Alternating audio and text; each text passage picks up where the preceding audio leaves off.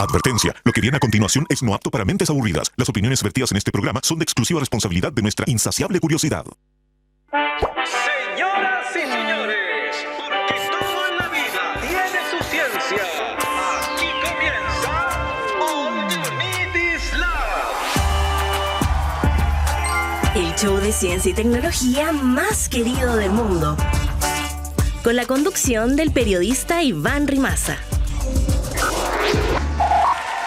¿Cómo están? Completamente en vivo el público que tenemos acá en el estudio 19 de Santiago Televisión y completamente en vivo también por Radio Usach. ¿Cómo les baila?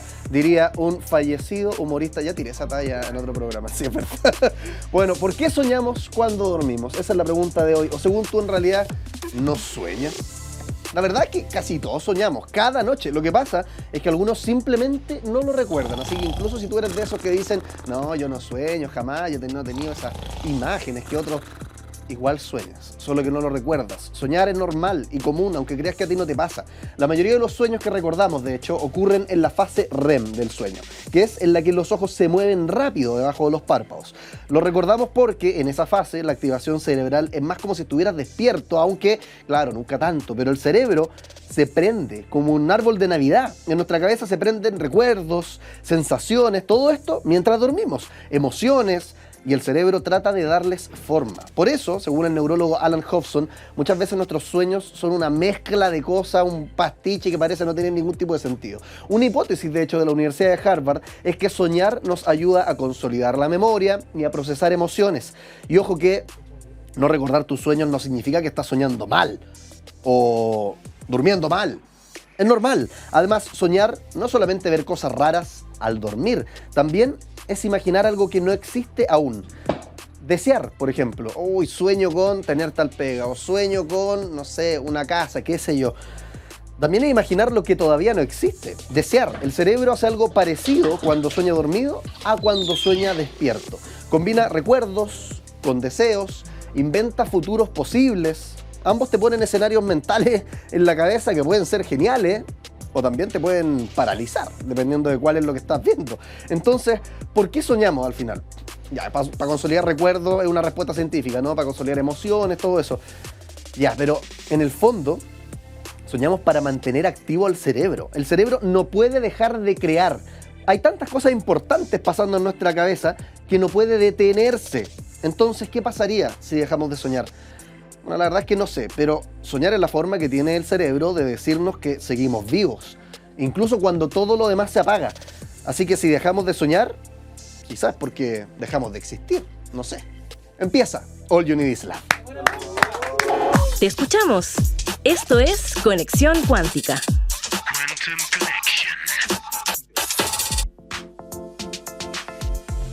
Recuerden que la idea de este momento es leerles, leerlos, leerlas, y eso no es posible si es que ustedes no escriben. ¿Dónde tienen que escribir? @stgo.tv, @Radio Usach, @Diario Usach Oficial, Usach Oficial, todas esas cosas con Usach.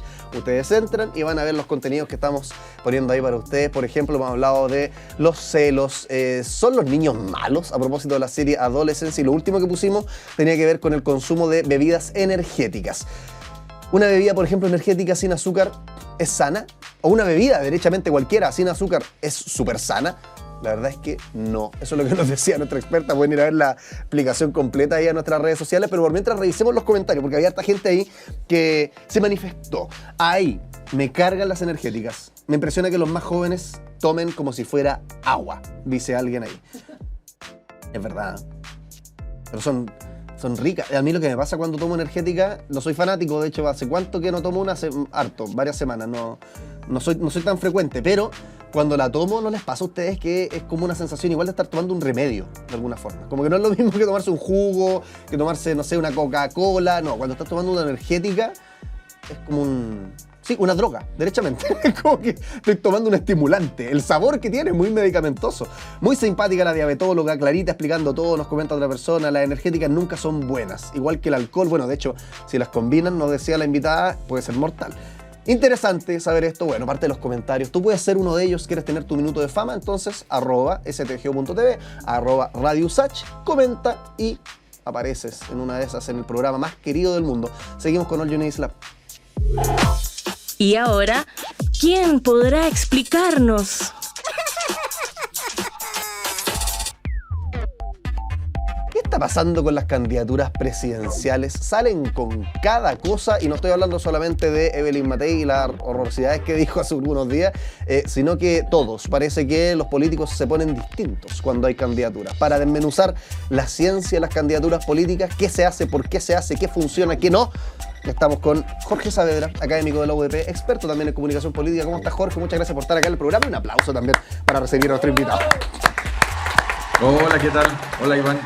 Hola a todo el equipo por allá en el estudio. Lamento no estar allá, pero tuve una pequeña emergencia propia de la ciencia estomacal de la infancia. Pucha, tener familia es un desafío. Oye, Jorge, pero hablando sobre las candidaturas, y de hecho, dejando de lado si está bien, está mal, si piensa realmente lo que dijo Matei, porque acá como ya va a ser un framing, como dicen los psicólogos, para poner un antecedente, es totalmente atroz lo que dijo Evelyn Matei, es negacionista, una opinión que bordea con la mentira, particularmente pensando que esta Carolina Toá, que fue una de las personas que vio a su padre morir en esos años. Entonces, dejando de lado todo eso, porque yo creo que podemos coincidir en lo horroroso que fue justificar las muertes en la dictadura, ¿qué sensación te deja? Porque siento que, como decía al principio, el que dice lo más loco es el que saca más portadas, y parece que eso buscaran. Mira, yo desoiría tu consejo, Iván, por un segundo. Dale. Y no lo dejaría de lado. No lo dejaría de lado, no porque no considere que eso es horroroso, sino es hacerse la pregunta: ¿por qué gente mayor y muy experimentada como Evelyn Matei dice eso que dice sabiendo más o menos el efecto que va a tener? Ahora, cierto, lo dice en un lugar de confort, pero cuando digo lugar de confort, porque lo dijo en Radio Agricultura, donde la caja de las posibilidades que a ella le retruquen lo que plantea son muy mínimas. Y si le retrucan algo, no va a ser desde la izquierda, va a ser desde la derecha. El punto es que se siente muy cómoda planteando lo que plantea en ese lugar, y es relevante, sobre todo cuando tenemos situaciones bien preocupantes alrededor y a lo largo y ancho del mundo de validación de ese tipo de discursos.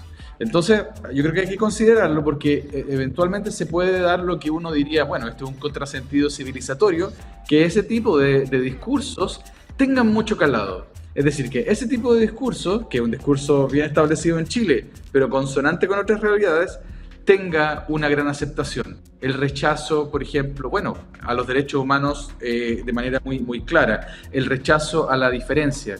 Mira, no sé si cabe, pero quisiera mencionar una cosa muy breve. Acabo de escribir una columna con un colega del mundo anglosajón, que uno de sus libros ha sido censurado y ha sido eliminado de escuelas públicas, de instituciones castrenses en Estados Unidos, a partir de la iniciativa de Trump de eliminar ciertos contenidos.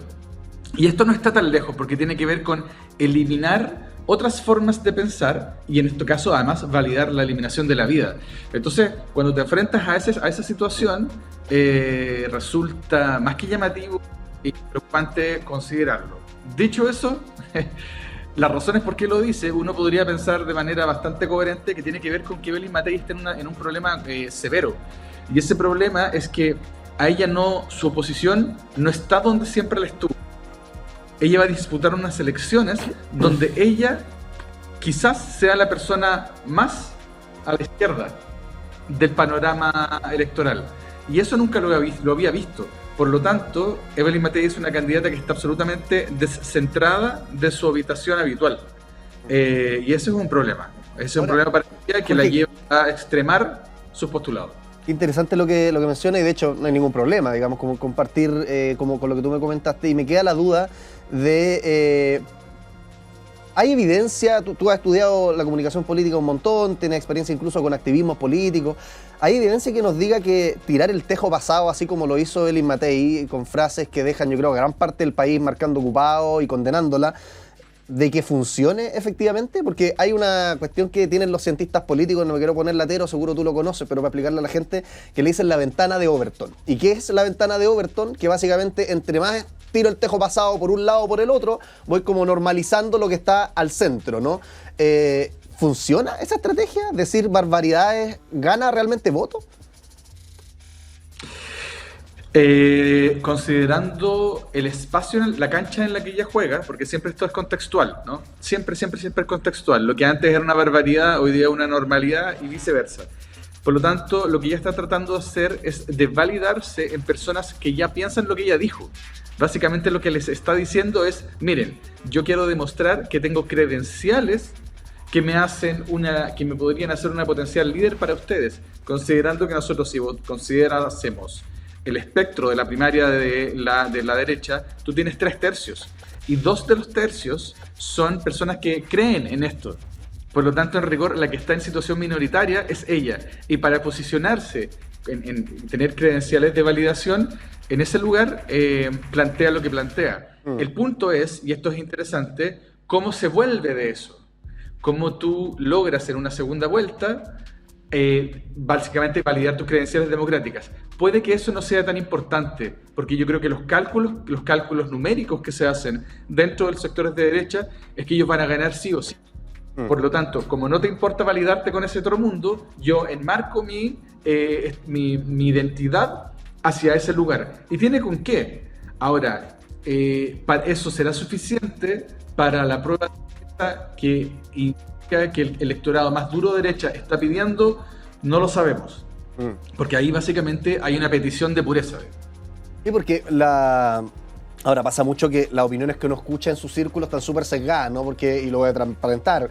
Yo me junto generalmente con gente progresista, soy de alma más bien progresista, entonces uno tiende a escuchar opiniones progresistas, pero aún así yo nunca he escuchado a nadie que diga como, oye, qué genialidad la estrategia en la candidatura de Matei. Generalmente lo que uno tiende a escuchar entre amigos o incluso en la tele, opinión pública, es como, parece que Matei no quiere ganar la candidatura. Sí, pero esa es una trampa en la que caemos todos, porque nuestro sesgo de percepción ahí opera siempre. Yo recuerdo la primera vez que lo percibí más cerca fue cuando fue la votación del Brexit. Yo vivía en Inglaterra en ese tiempo, hacía mi doctorado, y el mundo con el que me rodeaba, mis mentores, mis supervisores, etc., gente que estudiaba estos temas por largo tiempo, se apostaban que iba a ganar la candidatura del mantenerse en Europa. Sin embargo, no lo hace. Y yo diría que algo similar ocurre en la primera votación de la nueva propuesta de Constitución. Y eso tiene que ver con estos sesgos en los que vivimos, que nosotros sabemos que existen, pero que como estamos en el día a día inmersos en ese lugar, no nos damos cuenta. Y eso ocurre siempre. Y también sabemos que las candidaturas y yo diría el electorado que está por esas candidaturas opera en espacios que son más bien de silencio, en el cotidiano con extraños, pero son mucho también de redes sociales, de WhatsApp. En esa esfera circula como la pólvora, y tengo colegas muy destacados que estudian en particular ese fenómeno y es muy extendido. ¿Y qué crees tú, Jorge? Acá vamos a salir un poco de la evidencia, de las certezas y entrar como en lo especulativo, política ficción. ¿Se podría repetir un poco lo que te pasó a ti con el Brexit, con Evelyn Matei? Es decir, pasar de decir, oye, Evelyn Matei parece que no quiere ganar, no quiere ser presidenta, y después que aparezca dentro de las 2 más votadas, por ejemplo. Es que yo creo que ella, hay una cuestión, desde la evidencia, ella marca muy alto en las encuestas. Por lo tanto, yo creo que lo que pudiese ocurrir en términos de una sorpresa al estilo Brexit, sería que Kaiser, o que yo diría que en particular Kaiser, o Kast, uno de los dos, pero me inclino a pensar en Kaiser, que él surgiera muy victorioso de la primera vuelta y eventualmente hubiera una competencia entre 2 derechas, que es parecido a lo que ocurrió parecido en términos del temor que existía en Argentina en la última elección presidencial, donde había gente que pensaba que podía pasar Bullrich y podía pasar Milei, cosa que finalmente no ocurrió. Entonces, finalmente, de alguna manera, la gran batalla desde lo que se percibe hoy es la batalla en la derecha, porque se asume que desde ese lugar va a salir la próxima presidenta o presidente del país. Así que en lo especulativo, yo creo que la sorpresa debería ser Kaiser. ¿Cuánto logra crecer él? Hay gente que dice que tiene un techo, y el techo finalmente es lo que vemos hoy. Pero está muy peleado eso, entre los tres. Y Jorge, es muy difícil que se diferencien entre ellos. ¿Qué impacto tienen estos discursos violentos? Hay muchas, polarizantes, muchos adjetivos que le podríamos poner, pero discursos como el de Matei en la sociedad al final, porque como que juegan como decíamos, ¿no? A tirar el tejo pasado, no sé qué, pero... Y eso puede ganar votos, ya todo lo que queráis, todo lo que hemos estado conversando.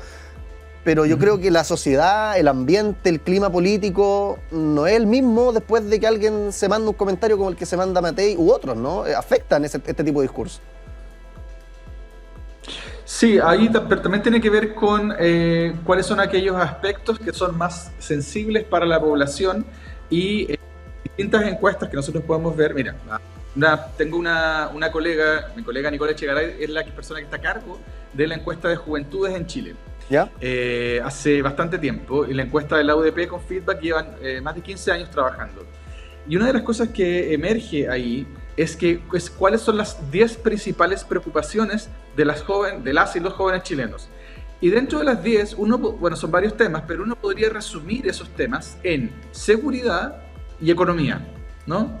Entonces, claro, Matei puede decir una barbaridad que hoy día escuchamos varias, porque Trump dice barbaridades 10.000 veces peores, o si tú quieres del mismo calado. Sin embargo, no es relevante para muchas personas. Trump decía, yo podría cometer un delito en Times Square en Nueva York, pero la gente me va a votar igual. Y aparentemente eso tiene que ver con que hay ciertas cuestiones que son tan fundamentales que Matei puede decir muchas cosas. O sea, de hecho, Kaiser puede decir mañana, voy a eliminar el Ministerio de Cultura y el de la Mujer, y puede que no ocurra nada en términos de moverle la aguja, porque sus temas están en, yo diría, seguridad, y ahí seguridad / migración, seguridad, delitos no de cuello y corbata, y en economía tiene que ver con empleo, con AFP, una u otra, ¿no? O algunas cosas más, pero el tema es que los principales intereses de esta sociedad súper neoliberal en la que vivimos son, y además controlada, o no controlada, feo controlada, pero muy abordada por medios que profitan de esto y que cultivan el miedo y que están todo el día con el miedo y con la economía, que le van a robar la plata, que le van a cogotear, etcétera, tiene que ver con seguridad y con economía. Por lo tanto, mientras ellos giren ahí y construyan esta idea del enemigo que nos quiere destruir, están a salvo. Porque hay una gran cantidad de votantes que están en esa. Y yo creo que uno de los problemas es que en el gobierno de Boric no logró girar eso y, por ejemplo, relevar todas aquellas políticas que tenían que ver con medidas más bien sociales, de resguardo, de protección, de bienestar, etcétera. Oye, Jorge, tomando entonces esta encuesta de las juventudes como facto y como base para la pregunta que te voy a hacer ahora, ya vimos que es posible que salga un presidente, aunque no salió, pero sin siquiera vivir en el país, ¿no? Lo que fue el caso de Parisi. Pero ahora podemos ver entonces, en base a estos intereses de la juventud, que sería posible que aparezca un presidente que elimine el Ministerio de la Mujer o de las Culturas y que parece que nada le importa, o a pocos, a la minoría, igual va a resultar electo presidente, o podría eventualmente en Chile salir electo presidente o presidenta, en el caso de Matei, alguien que defiende la dictadura. Y es así. Sin ningún problema. Y es así, no sé qué sensación te genera eso a ti, a mí me genera un poquito de dolor de guata.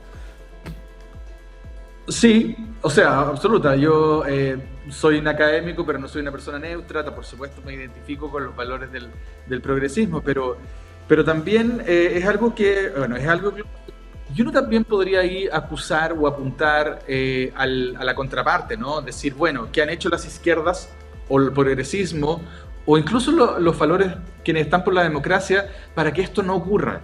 Y yo estoy absolutamente seguro que han hecho bien poco. Porque si alguien reivindica la dictadura y el golpe con todo lo que ocurre, como Evelyn Matei, la respuesta de una sociedad democrática debería ser muy fuerte. Y eso no lo es. Tú, por ejemplo, mira, solo por poner un ejemplo, si tú recorres los campus universitarios, que habitualmente antes eran lugares de activismo, por ejemplo, no vas a ver ninguna pancarta que reclame, que denuncie, que fune lo que ha planteado Evelyn Matei. En ningún lugar. Y eso ya dice algo, ¿no? Habla de una sociedad que quizás se acostumbró a vivir en esta circunstancia y da por sentado a la democracia.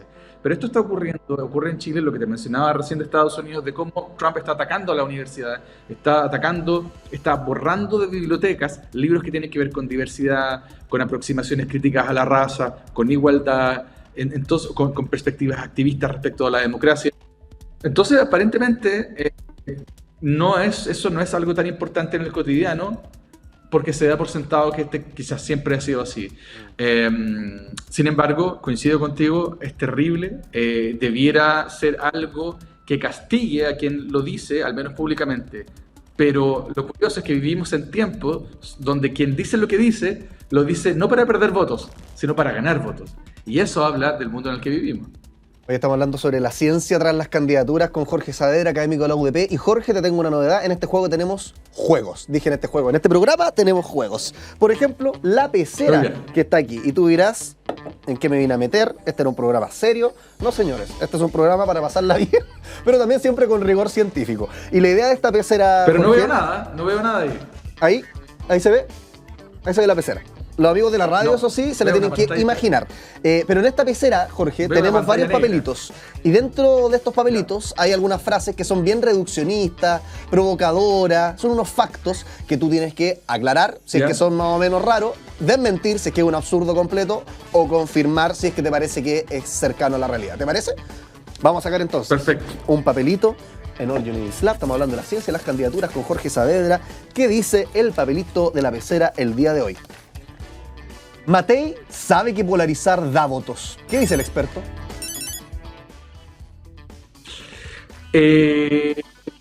Polarizar, sí, hay alegada votos, efectivamente.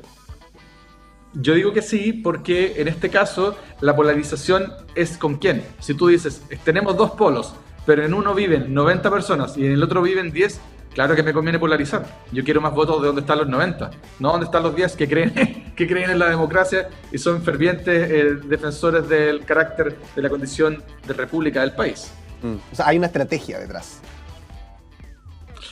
Es que un problema... Mira, si el único problema de Matei es que tiene dos personas más que le compiten que están más a la derecha. Ese es su gran problema. Por lo tanto, necesita polarizar porque es como... Mira, esto, yo sé que hay gente que se ríe con esto, pero es como... ciertas sociedades que se casan entre primos, ¿no? Que son todos muy parecidos. Entonces, ¿cómo te diferencias? Y lo que necesitas hacer es polarizar. Y polarizar, o sea, es ir hacia el extremo. Porque en el extremo está tu bolsón de votos. Si ya se mostrara... Eso es la primera vuelta. En la segunda vuelta es otra historia completamente distinta. En la segunda vuelta ella se va a tener que ir a abrazar con Carolina Toá, digo figurativamente, ¿no? Tal cual, no sé, pero va a tener que decir que su papá era muy amigo del general Bachelet, claro, que viene de como lo que raíz, pasó con el presidente actual, ¿no? Con el presidente Boric, que para la segunda también hubo una moderación, todos hablaban, ahora se tiene que moderar. Parece que en la segunda vuelta o en la recta final, en vez de polarizar para buscar votos, lo que se busca es acercarse al centro. Exacto, mira, esto es como ciertos animales feroces que están nosotros cuando caminamos, vemos un perro ladrando así a través de la reja, y cuando abre la reja, nosotros somos todos amigos, ¿no? Esto es una situación en la que pasas de la beligerancia absoluta a ser estadista. Y tú comentabas, Jorge, qué interesante la analogía del perro, ¿no? Como que la sacan y, bueno, ahí nos abrazamos. Pero pasando a algo, quiero retomar algo que tú dijiste delante. La izquierda han hecho bien poco en este contexto. ¿Cómo hace campaña la derecha versus la izquierda? ¿Cómo hace campaña la derecha en esta primera vuelta versus la izquierda? En política en general, se ha visto que hay maneras distintas de movilizar votantes desde los sectores de derecha conservadores versus de izquierda y progresista. ¿Hacen campañas distintas o las lógicas son más o menos las mismas? ¿Sabes qué? Yo creo que existía una evolución, porque uno habitualmente, me tocó trabajar hace 2 años en un libro sobre los 50 años de conmemoración del golpe de Estado, con comunidades urbanos-rurales que trabajaban en aquellos años en campaña. Y era una campaña popular, a través de los muros, con grandes concentraciones de masas, con un voluntariado absoluto, arriba de camiones, etc. Yo creo que la izquierda ya no hace más eso. No lo hace porque además buena parte de la población vive en espacios urbanos y se comunica y vive en espacios virtuales. Yo creo que las campañas se desarrollan hoy día, obviamente, muchísimo en el espacio virtual, y ahí yo creo que son muy poco disímiles. Si tú te miras el cierre, por ejemplo, de campaña del apruebo, que fue acá en la Alameda, era enorme y habían grandes concentraciones y la gente decía, quizás a partir de esa imagen, mira, la derecha tiene muy poca gente por lo tanto van a haber menos votos, y eso no fue así. La campaña se hace básicamente a través de, yo diría, de redes sociales, y tengo la impresión que hoy día es mucho más difícil convencer a ciertas personas, y ese convencimiento va mucho en el 1 a 1, en microcampañas, a través de redes, ese tipo de espacios. Tengo la impresión que las campañas a la antigua no tienen mucho sentido, y que tiene que ver más con el lugar donde habitas, que es básicamente la red social. En Inglaterra pasaba algo interesante. En las calles, por ejemplo, no había publicidad política. Nunca, en ningún lugar. Lo que sí ocurría siempre es que te llegaban los volantes a la casa. Tú abrías la puerta de tu casa y tenías muchos volantes de distintos candidatos, aunque habían algunos candidatos que ni siquiera publicitaban porque sabían ya que iban a perder. Candidatos importantes, digo. Y ocurría también a través de correo electrónico. Yo creo que en el caso de Chile es básicamente a través de redes sociales, no a través de correo electrónico, y a través del persona a persona que a su vez se alimenta de redes sociales y que por lo tanto tiene que ser muy básico, ¿no? Porque nosotros no tenemos tanta familia alrededor que vaya a tu casa a tomarse el té y haga un discurso y presente una candidatura, sino que son más bien elementos muy simples, un poco como funcionan los medios hoy en día. Los medios funcionan mucho a través del titular, y todos nosotros somos testigos de cómo trabaja el clickbait, que es una nota periodística que tiene un título que es ligeramente engañoso, como uno que acabo de leer, que había un jugador una figura de la Universidad de Chile lesionada y que la están operando. Bueno, era una figura del plantel femenino, ¿no? Sí. Entonces, trabaja mucho a partir de eso, y también opera mucho con algo que va de la mano con la desinformación, que es apelar a tu emoción y impulsarte a compartirla. La desinformación trabaja así, el golpe emocional, y que te impulsa a compartir, en la que además uno se siente casi como un informador, por lo tanto hay una suerte de golpe al ego en el buen sentido. Claro, son la fake news de manual, de alguna forma. La fake news de manual, sus puntos están muy ligados a eso. Por lo tanto, y esto lo digo en un espacio, incluso vinculándome con gente que uno presume que debiera ser más como informada, vota a partir de ciertas percepciones que se ven validadas por redes sociales, creo yo. Y ese es el juego finalmente. Jorge Saavedra, académico de la UDP. Oye, muchas gracias por estar acá. Le damos un aplauso a Jorge Saavedra, porque la política, las candidaturas también tienen su ciencia, y bueno, quizás para la próxima nos encontramos acá en el estudio por unos meses más para seguir hablando de otras cosas. Encantado para meter la mano en la pecera. Súper, que estés bien. Chao, Jorge. Bueno, seguimos nosotros haciendo más All You Need Is Love. La máquina del tiempo. ¿Cómo lavábamos la ropa en la antigüedad? Viajemos en el tiempo a una época en la que no había lavadoras con timer, con musiquitas. La lavadora en mi casa tiene una y nada más, pero he conocido lavadoras que tiran unas canciones como de 2 minutos. Bueno, antes de... Claro, como ese ruidito. Vamos a ver cómo se lavaba la ropa en la antigüedad. En ríos y arroyos, naturalmente, las personas en la antigüedad lavaban la ropa golpeándola contra piedra, frotándola con arena o cenizas para eliminar la suciedad. Yo ahí recuerdo, puede que aparezca una abuelita, un abuelito de alguien y te diga, pero si yo también agarraba porrazos la ropa, la lavaba igual. Bueno, hasta hace poco tiempo, entonces, se agarraba porrazos la ropa para lavarla, pero algo que empezó en la antigüedad, en los ríos, arroyos. Plantas saponáceas empezaron a ser usadas también por la gente en la antigüedad, como la saponaria, que contienen saponinas para generar espuma y así facilitar el lavado. Se secaban al sol y era toda una actividad comunitaria. El lavado de ropa era totalmente social, comúnmente realizado por mujeres en esa época en grupos. Llegamos a la Edad Media, ¿y qué es lo que pasa? Aparecieron los lavaderos públicos. Se construyen estructuras de piedra cerca de fuentes de agua, donde las personas se reunían, sigue siendo algo social, para lavar la ropa. Usan lejía, en esa época estamos en la Edad Media ya, ceniza, con madera, agua para limpiar y blanquear las telas.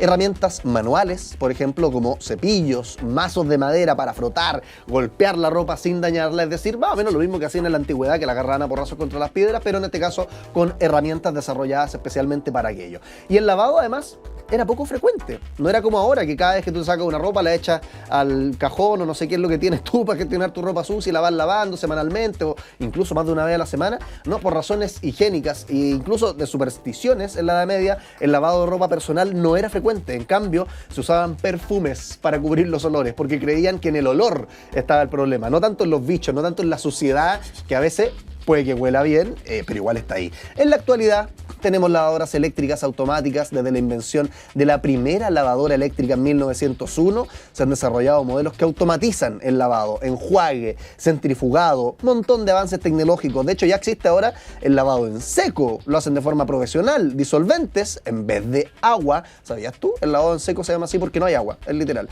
para limpiar prendas que son más delicadas, preservando su calidad. Y bueno, ahora llegamos a estas lavadoras que te decía al principio, ¿no? Con soniditos mucho más largos que una simple melodía, derechamente canciones. La cucaracha completa, he escuchado en algunas lavadoras, tienen conectividad Wi-Fi, permiten su control a través de aplicaciones móviles, usando inteligencia artificial. Y lo que más me llama la atención de esta revisión que estamos haciendo es que, a diferencia de la antigüedad y la Edad Media, donde era algo comunitario, es decir, oye, juntémonos a la ropa, ahora lo hacemos solos y tristes en nuestras casas. Ya, sigamos con más All You Need Is Love después de esta pausa. Hagamos la corta. Ciencia al paso.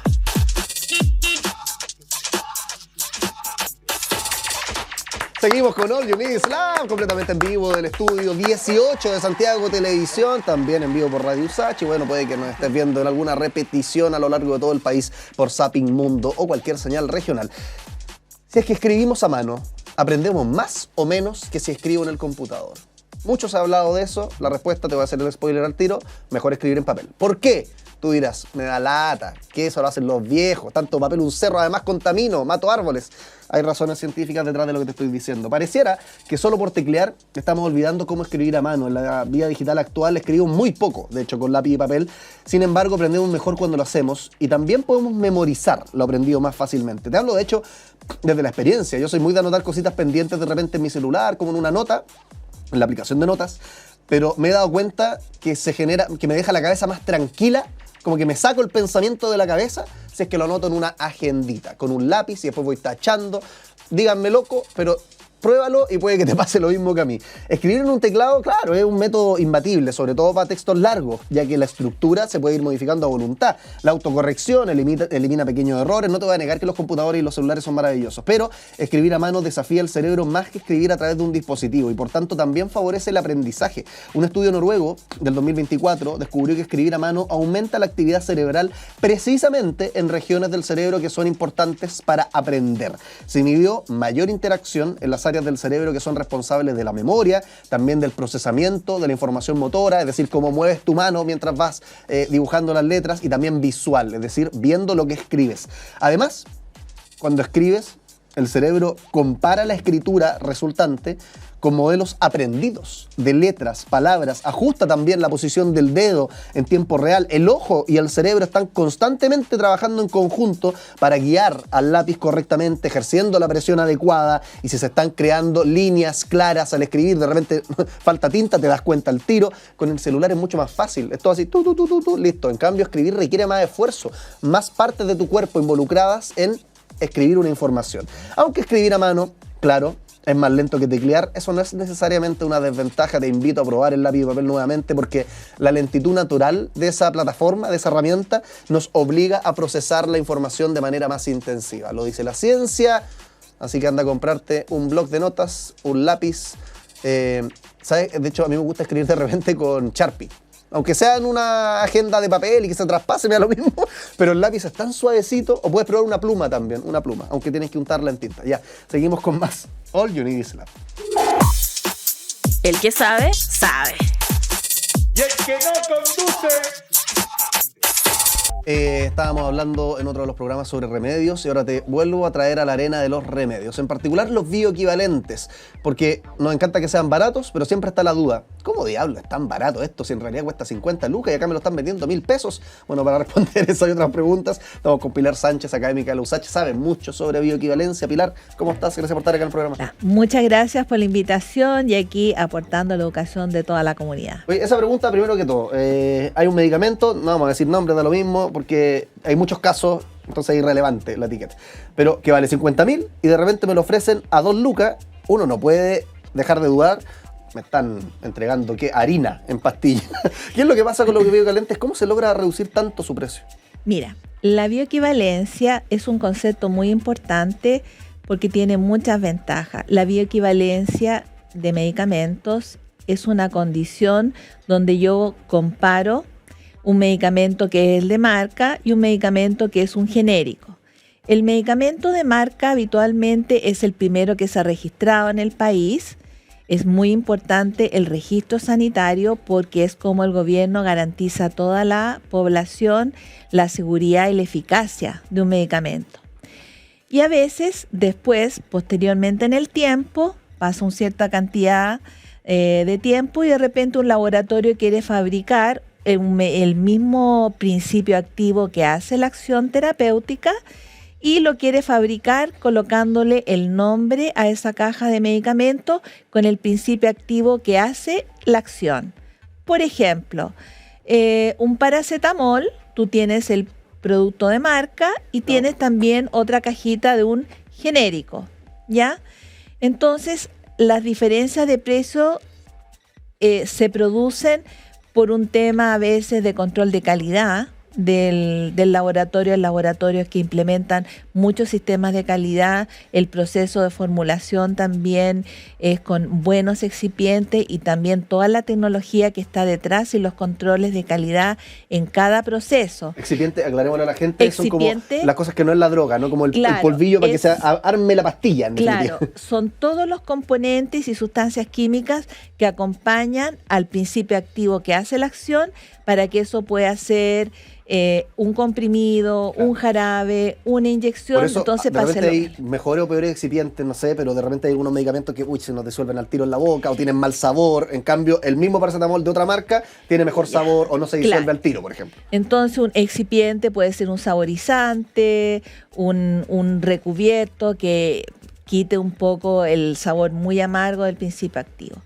Entonces, la bioequivalencia es una condición que exige el gobierno y eso es un patrimonio de todos los ministerios de salud en todo el mundo, de que tienen que tener una herramienta que les permita asegurar que un medicamento que se vende en el país tenga una condición de seguridad y eficacia. Pero los medicamentos bioequivalentes tienen una función muy relevante. En nuestro país hay una ley de bioequivalencia donde en la cajita viene una fracción amarilla con un círculo amarillo. ¿Y eso qué implica? Que detrás de esa autorización de tener esa cajita ha habido detrás todo un proceso de ciencia y de investigación para acreditar que se cumple. Enfocado, perdón que te interrumpa, pero particularmente en los efectos, ¿no? Porque yo te mencionaba los excipientes y es muy normal ver de repente un medicamento que vale, no sé, 100 lucas, es increíble, ¿sí? Hay cajas que valen mucha plata de algunos medicamentos y uno ve las pastillas y son hermosas, o sea, tiene un recubrimiento que es grueso, de color, tiene un sabor, no sé qué, es muy cómodo de ingerir. Y de repente la versión bioequivalente no tiene como todas esas ventajas, pero al final el efecto o el principio activo, eso es lo que nos asegura que es el mismo. Exactamente. Entonces, esa es una herramienta farmacéutica que permite asegurar a toda la población. Primera cosa, cuando una persona va a comprar el medicamento que el médico prescribió, a veces la persona no tiene la capacidad económica para comprar ese medicamento. Entonces, esa bioequivalencia permite al farmacéutico que le dispense ese medicamento en la farmacia poder recomendar otros medicamentos que tienen esta franjita de bioequivalente por uno de acceso más económico. A veces el medicamento de marca vale más caro porque detrás de eso ha habido un proceso de muchos años en investigar y desarrollar. Y ellos tienen que a veces recuperar parte de esa inversión en el desarrollo de un medicamento que a veces puede ser más de 10, 12 años, tiene un costo un poco más alto. Pero en la medida que van pasando los años, hasta los 10 años se pierde esa patente y existe la posibilidad de que otro laboratorio quiera fabricar un medicamento con el mismo principio activo.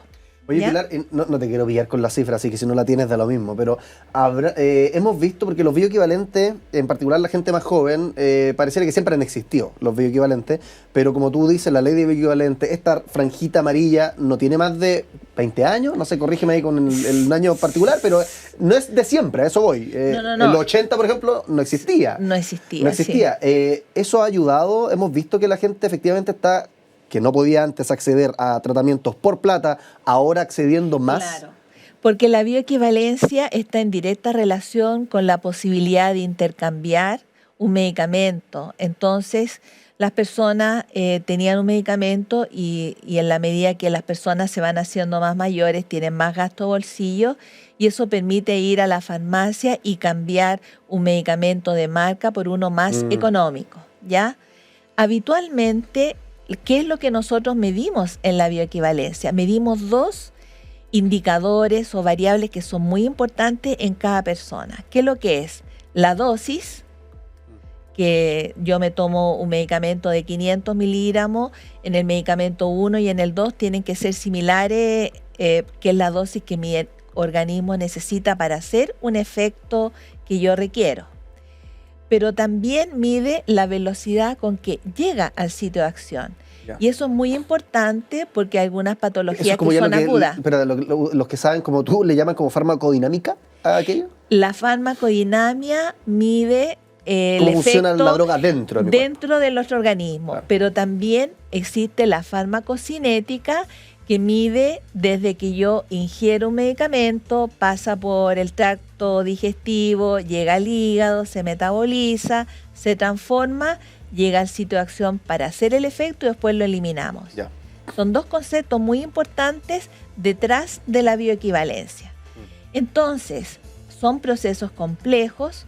Por ejemplo, un estudio de bioequivalencia puede costar de 80 millones de pesos hacia arriba, ¿ya? En Chile tenemos pocos laboratorios que hacen estudios de bioequivalencia y la gran mayoría se hacen en la India, en laboratorios acreditados. Eso te iba a decir, me llama la atención a mí. Muchos de los medicamentos que yo consumo, que son bioequivalentes por precio, principalmente accedo a ellos, a los bioequivalentes en vez del original, y veo las cajas, principalmente el laboratorio Ascend, me llama mucho la atención. Al margen de los laboratorios, no estamos haciendo acá ni una crítica a nadie, pero todos dicen India. Y pareciera que los pocos que hacen acá en Chile bioequivalentes son del laboratorio Chile, ¿o no? ¿Me equivoco? No, el Laboratorio Chile es un consorcio... O Teva, creo que se llama ahora, no sé. Teva, es un consorcio israelí que está a cargo del laboratorio. Antes era un laboratorio nacional. Tampoco chileno. Tampoco es chileno. Pero fíjate que la India no es cualquier país en la producción de medicamentos. De hecho, es el productor mayor en el mundo de medicamentos, el mayor productor de vacunas. No es como cuando alguien te dice, oye, este juguete que tengo acá, made in China, debe ser rasca. No, en el caso de made in India con los medicamentos no es así. No, India puede parecer un contrasentido, pero es uno de los principales productores de medicamentos. Y también, por ser uno de los principales productores, también tiene muchas instancias de centro de investigación y desarrollo de medicamentos, y allá sale bastante más económico desarrollar un estudio de bioequivalencia. La Agencia Nacional del Medicamento, ANAMED, está dentro del Instituto de Salud Pública de Chile. Mandatoriamente y legalmente, el ISP es quien se encarga de garantizar a toda la población chilena que el medicamento que está consumiendo aquí en Chile y que fue a comprar a la farmacia y que le fue dispensado, tenga garantías en calidad, seguridad y eficacia. Entonces, esa bioequivalencia que nosotros hablamos, por eso pueden haber a veces diferencias en los costos, porque eso te asegura un control de calidad dentro de la industria farmacéutica. Los laboratorios tienen que acreditar cada cierta cantidad de años y todos los años mandar un informe al Instituto de Salud Pública con todas las pruebas de calidad de un medicamento, dureza, peso, densidad, etcétera, una serie de parámetros de calidad farmacéutica.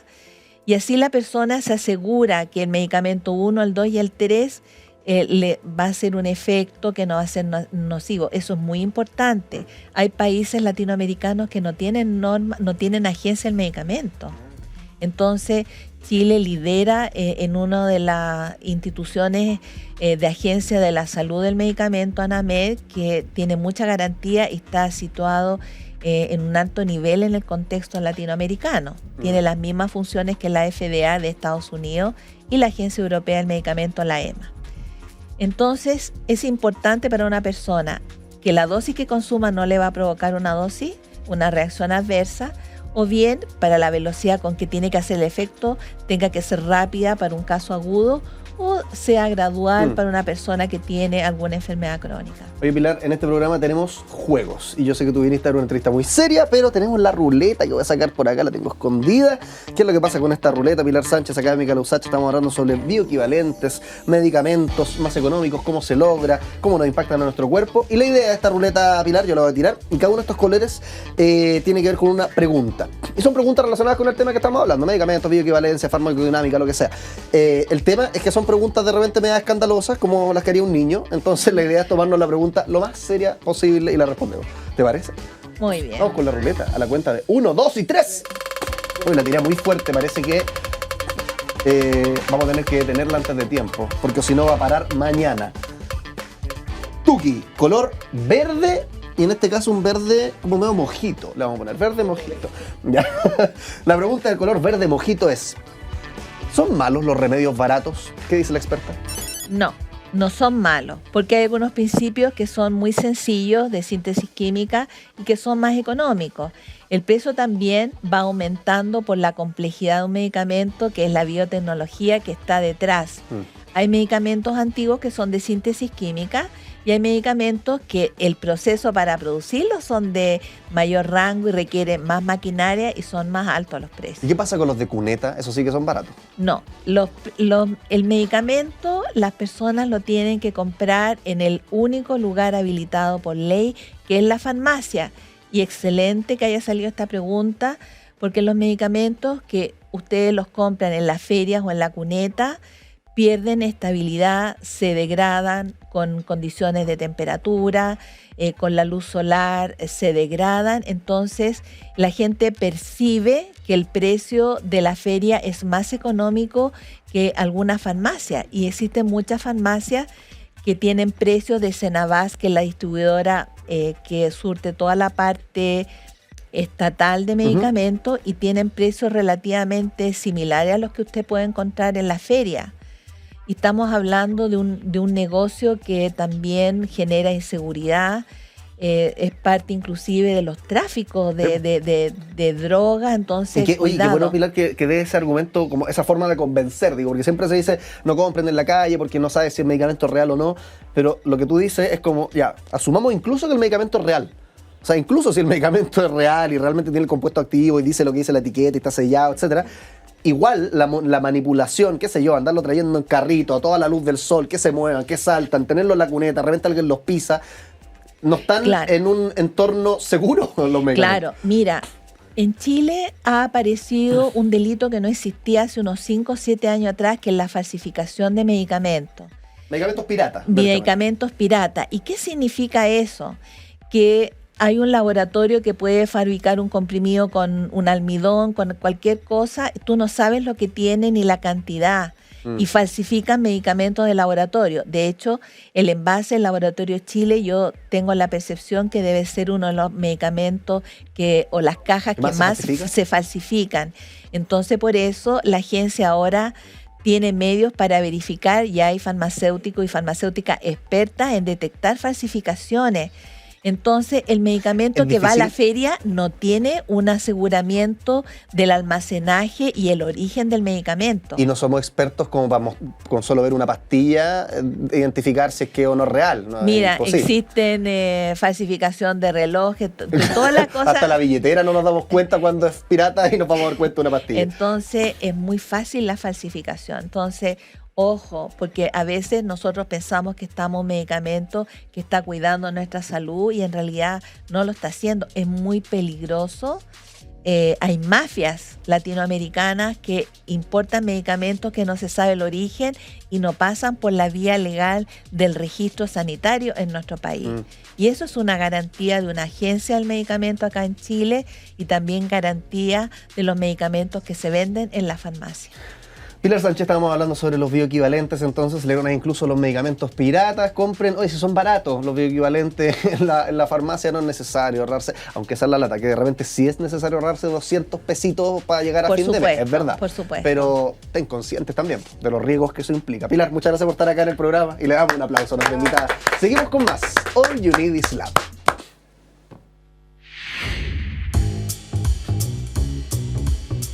Bueno, llegó la hora de terminar. Mira, les voy a proponer algo. Vamos a hacer este cierre en lo que se demora esta ruleta en detenerse. ¿Les parece? Pero la voy a tirar increíblemente fuerte. Yo creo que la voy a llegar a destruir. Así que ahí atentos los de la radio porque el sonido de la ruleta yo creo que va a estallar. ¡Ya! Ok, ¿qué hablamos hoy día en el programa? Partimos conversando sobre cosas muy interesantes relacionadas con la ciencia de las candidaturas. ¿Qué es lo que pasa con Evelyn Matei que anda diciendo cada locura? Bueno, hablamos con un experto en comunicación política, le voy a dar otro vuelo a la ruleta y nos contaba que, bueno, siempre hay una estrategia, más allá de si los votos cunden o no. Todo está pensado, todo está calculado. Y hablábamos recién sobre los bioequivalentes, medicamentos incluso, que parece que, vamos con otra ruleta, es que se le acaba el vuelito a la ruleta. Los bioequivalentes, cómprenlos siempre en farmacia, no porque sea barato es malo, a excepción de que esté en una cuneta o en algún lugar dudoso. Recuerda nuestras redes sociales, le damos nuevamente vuelo a la ruleta, @radiousach, @stgo.tv, @diariousach y @usachoficial, para que veas todas estas y otras conversaciones. Listo, terminó la ruleta por fin y nosotros nos encontramos en otro episodio de All You Need Is Love. Que estén bien, chao, chao.